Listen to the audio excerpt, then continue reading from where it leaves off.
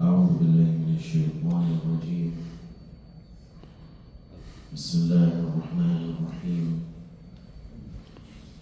الحمد لله وحده والصلاة والسلام على من لا نبي بعده. أما بعد, in the Sahih of Imam Bukhari, he brings with his chain of narration the authority of Abu Bakr radiallahu ta'ala, and Abu Bakr is a different Sahabi than Abu Bakr. Abu Bakr is Abu Bakr Siddiq. There's a different Sahabi, his name is Abu Bakr, who has his own story, his own history. We can discuss that at a different time, inshallah. But Abu Bakr radiallahu anhu, he narrates to us a portion of the final khutbah of the Prophet alayhi salatu wasalam, or the farewell, I should say, the farewell khutbah of the Prophet alayhi salatu wasalam that he mentioned in his final hajj. And so one of the things that the Prophet said, sallallahu alayhi wa alihi wasallam, in that khutbah,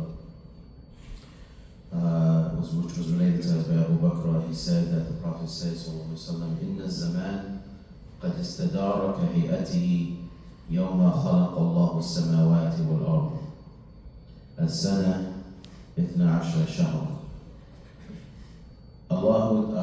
So the Prophet said, sallallahu alayhi wasallam, indeed time has turned back around like it was when the day that Allah created the heavens and the earth. As the year is 12 months. So before we move on in the hadith, I want to just talk about this for just a second. That is, what does that mean? Time has turned around, or has come back around, like the day that Allah created the heavens and the earth. We know that Ismail, when the Prophet Ibrahim alayhi salam, when he left Ismail in the desert, and then the water was found, Angel Jibreel dug up the water, and the tribe of Jurhum, they were passing by, they came, they settled, and then Ismail grew up with the tribe of Jurhum. He married from amongst them. His father came back, taught him religion, and he himself became a prophet and a messenger, and he had children, around like 9 sons, I think 3 daughters, if I remember, probably maybe 2 or 3 daughters, but 9 sons. And when those sons, after the death of Ismail, alayhi salam, those sons spread out in the Arabian Peninsula. Okay, and those sons spread the da'wah of Tawheed, the da'wah of the religion of Ismail. And they spread it this way and that way and this way and that way.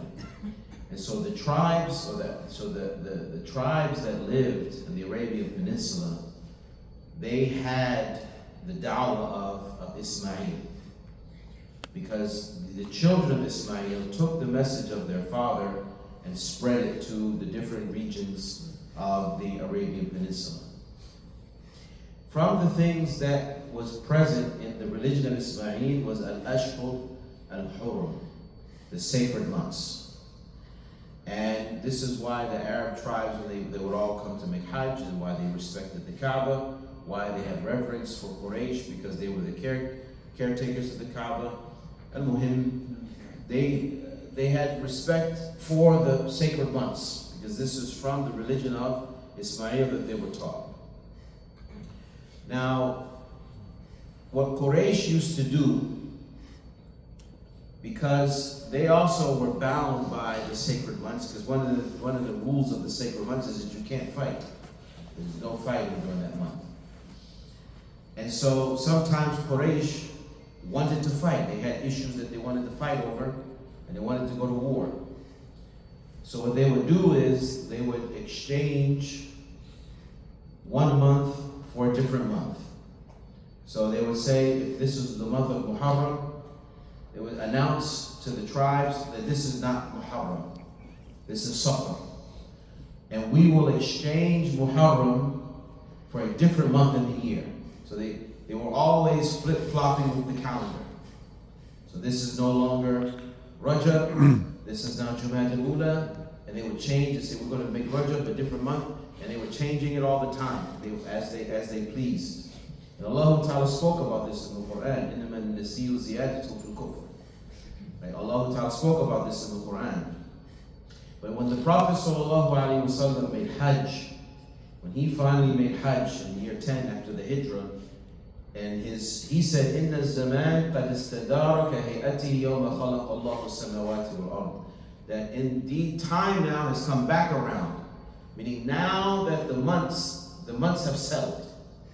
The way the months are set up right now, these are the months like it was when Allah subhanahu wa ta'ala created the heavens and the earth. The year is 12 months. Meaning Muharram is number 1, Safar is number 2, Rabi al-Awwal, Rabi al-Thani, Jumad al-Ula, Jumad al-Thani, or Jumad al-Ukhra, Rajab, Sha'ban, Ramadan, Shawwal, Dhul-Qa'dah, and Dhul-Hijjah. These are the 12 months. And he said, Minha arba'atun hurum. Of these 12 months, 4 of them are sacred. Thalathun mutawaliyat. There are 3 that are all in a row. He said, Dhul-Qa'dah, Dhul-Hijjah, and Muharram. These 3 months are all sacred, all in a row. وَرَجَبْ مُضَرْ الَّذِي بَيْنَ جُمَادَ وَشَعْبَانَ. And the month of Rajab that takes place between the month of Jumada and Sha'ban. So my point here, all of this to get to where we are today, which is Dhul Hijjah. And Dhul Hijjah is, as the Prophet said, alayhi salatu wasalam, one of the sacred months. It has, and we talked about this yesterday in the khutbah, the months or the days of Dhul Hijjah have a special place, not just because it's a sacred month, but because these first 10 days, Allah subhanahu wa ta'ala has made them special. Has made them special. And a lot of times we have a lot of discussion about the months when it comes to Ramadan, when it comes to Shawwal, because of Eid, because of Ramadan, because of Eid al-Adha. But there needs to be also discussion around why is, other reasons why Dhul Hijjah is so important. Not just because Eid, when the Eid is over, then it's as if, we go back to living our lives regularly. Because Dhul Hijjah in of itself as a month is sacred and it has a place. And the month of Dhul Hijjah being a sacred month is a month where not just in the first 10 days where the good deeds are multiplied, but in the entire month of Dhul Hijjah, the bad deeds are also multiplied. The bad deeds that a person performs is also seen, or is with Allah subhanahu wa ta'ala, is a much greater sin, or there's much more severity in sin when a person commits a crime, when he commits a transgression, when he commits an oppression during the month of Dhul Hijjah.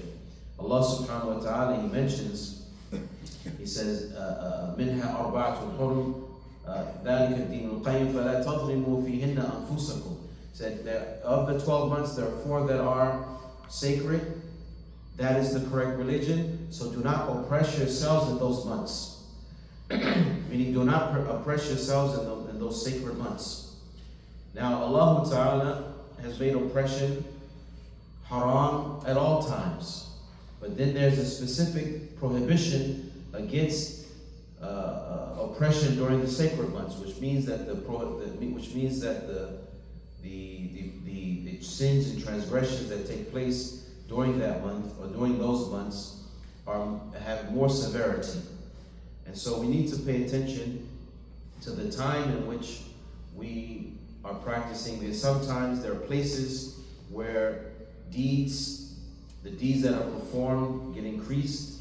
Like, for example, in Mecca, and if you're inside of the Haram, there are things that can be done and can't be done. Certain things that you do there, it's multiplied because of the place.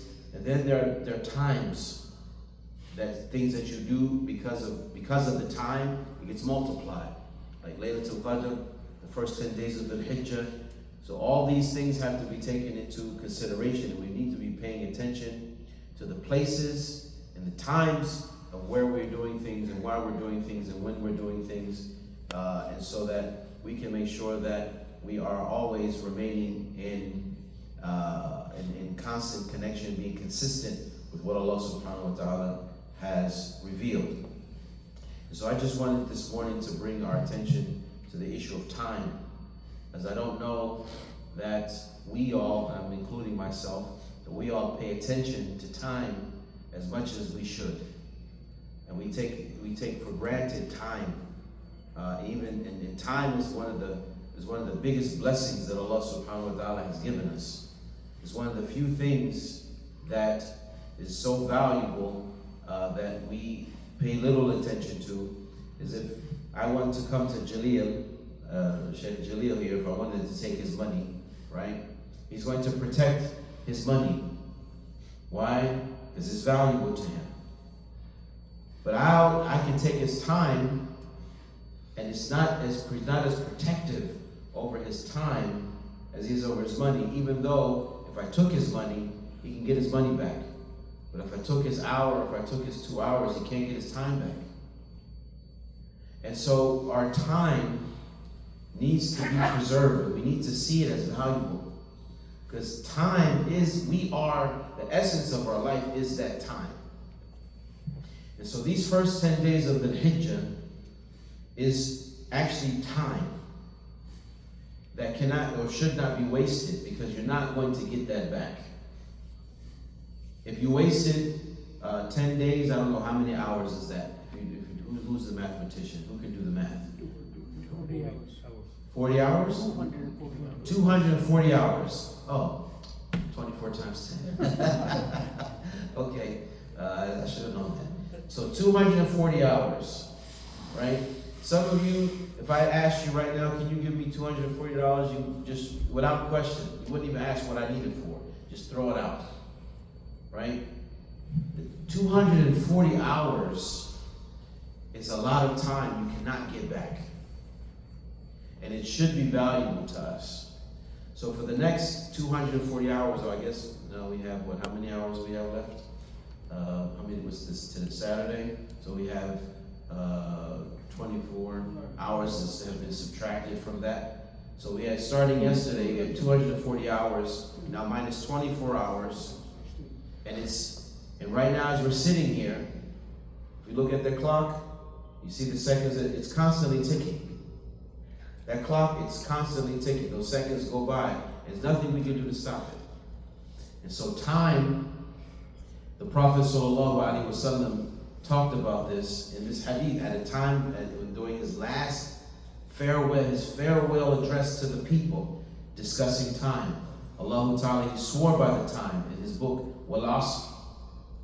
Allah swore by the time. So my message to myself and to all of us this morning is that we are in a time, it's a sacred month, it's the month of Dhul Hijjah. These are the first 10 days of the month of Dhul Hijjah. So this is some time that we need to hold it as being valuable. We need to hold it as being precious. And it needs to be magnified. And we need to protect that time. Protect it against sin, protect it against transgression, protect it against being wasted.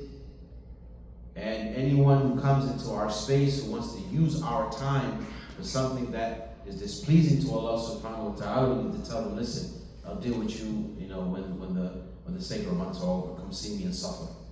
Because right now we're dealing with the month of the Hijjah, and this is a sacred time, a special time, and I'm not going to waste it with he said, she said, and whatever else that a person wants to waste their time with.